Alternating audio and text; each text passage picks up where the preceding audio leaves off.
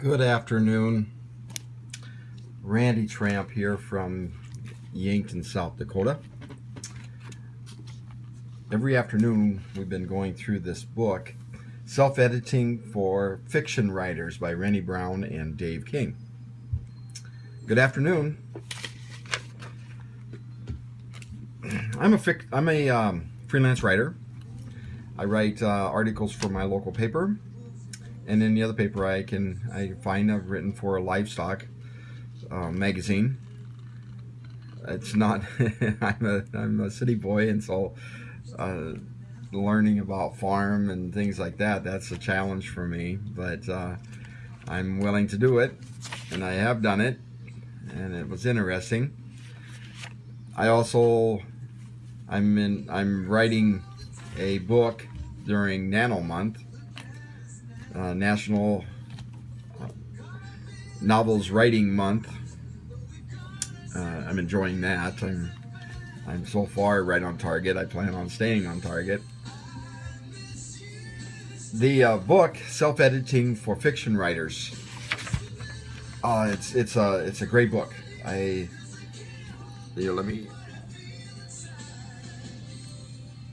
How to edit yourself into print. Very, very good. We're on chapter 4. The title of that chapter is Dialogue Mechanics. And it's talking about how to have dialogue and not go into explanation. In fact, it reads, every time you insert an explanation into your dialogue, you're cheating your reader of a little bit of one of your characters. And what I mean by putting some explanation in there, what I mean by that is simply like saying, she said softly. Those ly words are explanation. This is a much better way to write. Instead of saying, she said softly. She tiptoed near the crib. The baby was asleep. Let's go, she said. We're going to, it's going to be in our mind that she talked in a whisper, talked very softly. Didn't have to explain it. Writing that way is takes a little bit more thought. It's harder, but you help the reader to get into the character. One of the ones that is kind of humorous is, don't worry, the radiation level isn't too high, Tom said glowingly. The chapter recommends that you do a word search for the word ly. And every time you see it, and especially if it's in dialogue, look at it, take it out, and see if you can write into your dialogue action, using action verbs. Because ly adverbs almost always catch the author in the act of explaining. And that is something that an author does not want to do, does not want to explain. I've been reading the book, a new book by Nicholas Sparks just came out, See Me, and I've been really enjoying it. And I've been studying it as I go along. I read books in order to study, and this is one author that I'd like to emulate. And one of the places, this is two people are talking, a guy and a girl. And let me read just a little bit of it. I care a lot, and I don't have any intention of going back to my old life. He felt her eyes on him and sensed her trying to reconcile the past he described with the man before her. I can understand the anger disorder, but the PTSD, yes. What happened? You don't have any words behind those.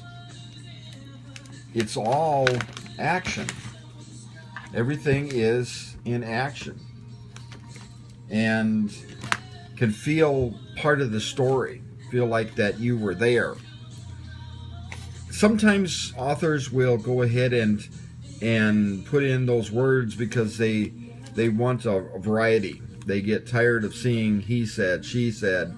In fact, in this book, he said, she said is not in there very often. And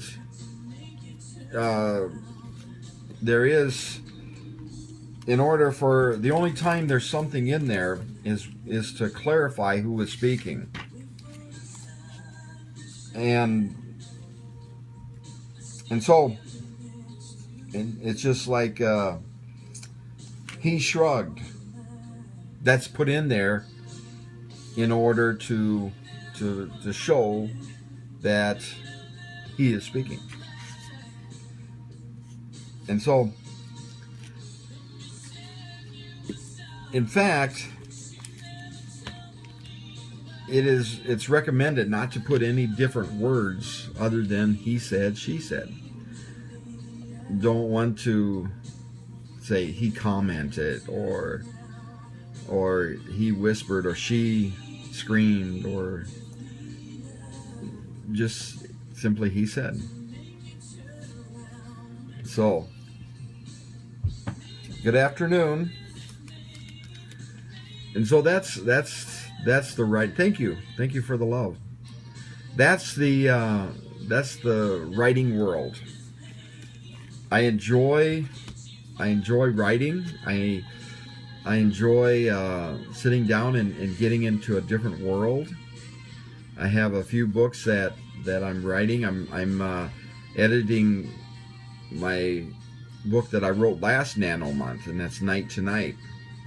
I went through it with a mentor, and I learned a lot. And so I'm finishing up on that one.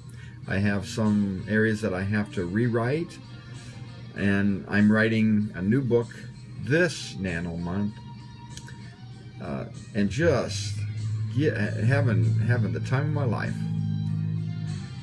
And so it's enjoyable going into a different world, into a world that comes out of your imagination. The book that I'm writing now, it's been rolling around in my imagination for the last several months. I've outlined it. I've interviewed the characters. And now they're coming alive, and that's exciting to me. Well, this is Randy Tramp, Yankton, South Dakota. You have a wonderful day.